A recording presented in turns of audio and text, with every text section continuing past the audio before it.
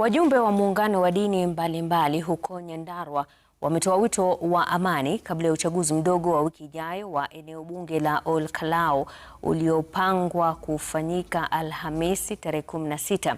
Muungano huo umesema kuna haja ya ulinzi kuimarishwa kufuatia madai kwamba wahuni wametumwa katika eneo hilo huku kampeni za kisiasa zikishika kasi.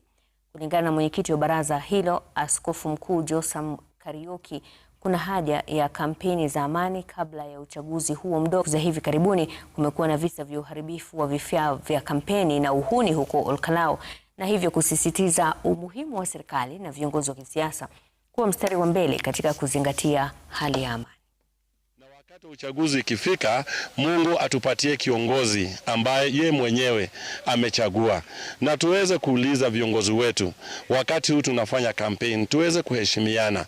Ile mbegu ambayo tunapanda, kama tunasikia vijana wengi wanatumiwa, vijana wengi wanazuza fujo hapa na pale, tunaomba wa viongozi wetu msiwe watu wa kupiganisha watu. Tumekuja hapa tu kutafuta uso wa Bwana, maana tumetabua kitu moja, tumejua Mungu ndiye anabadilisha mambo. Mungu ndiye analeta amani, na Mungu ndiye anaweza hata kutupatia kiongozi ambaye anafaa. Na vile tulianza maombi yetu, mahali tumefika, tumeona matokeo mazuri sana. Maana kama jana tulikuwa na mkutano pale Inoro, na tuliona ya kwamba kulikuwa na amani kabisa.